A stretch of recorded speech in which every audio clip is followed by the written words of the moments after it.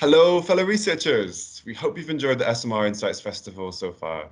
The two badly photoshopped bakers you see before you is myself, Grantley White. I'm a research manager at Opinium based in London. And me, Sam Schira. I'm formerly an insights manager at Dawn Foods based in the Netherlands, but I've since moved back to the US in a different role.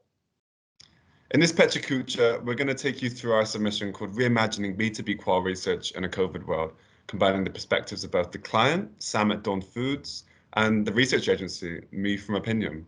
We'll take you through the challenges faced at Dawn before detailing the approach taken and the outcomes of the research. And hopefully we'll inspire you to use similar methods in your business. Dawn is a top bakery ingredients manufacturer, providing those bakery products to your local mom and pop bakeries, all the way up to the world's top retail outlets and manufacturers. In a B2B environment, connecting with customers in the right way is paramount to success. The challenge, though, is trying to get unbiased feedback from your B2B audience back into your teams to drive decisions. At Dawn, our research ambitions for the year involved how do we connect with bakers with the right content at the right place at the right time. Often this would take you to an extensive quantitative research initiative, but in B2B, it's not that simple or even possible when you consider trying to find quantitative sample sizes for a B2B audience. We thought we had it all figured out, but then Corona struck, leaving us with nearly an impossible task. We had a list of high priority business objectives, all requiring qualitative research in one of the hardest to reach B2B audiences, bakers. Oh, and by the way, our budget was half what it normally was in a given year. And in a very traditional organization, the pandemic opened up an opportunity for us to think and do research differently. Going into the research, we knew it needed to be more dynamic than ever to engage stakeholders in that working from home culture, without the team having to be up at 6 a.m. when the bakers wanted to respond, enabling flexibility and dynamic conversations between our stakeholders and the bakers.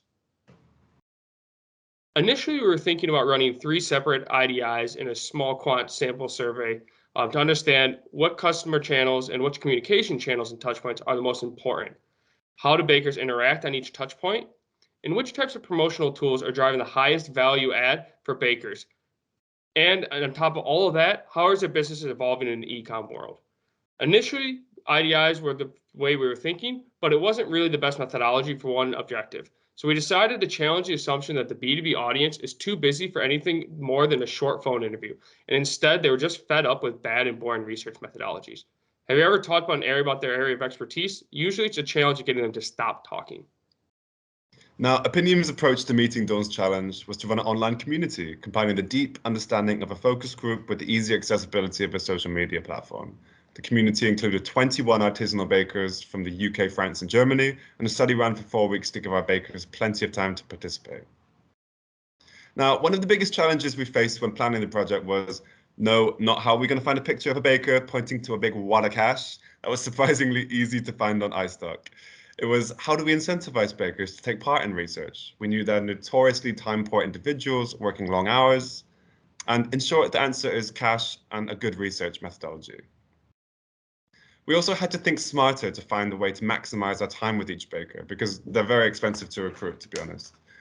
Each baker was recruited on the premise of completing 1 hour's worth of tasks for 1 cash incentive, and then they were offered even higher incentive if they completed more tasks. So this staggered incentive allowed us to really maximize our cost per recruit with each baker. There's also a point here to make about making the research experience enjoyable for our bakers. Once recruited into our online research platform, it was super easy for them to take part. The platform UX is very easy to follow, and we observed that 75% of our bakers completed all tasks available, indicating that they enjoyed the experience at least somewhat. Now, in the next couple of slides, I'm going to outline 4 key benefits of the method we enlisted.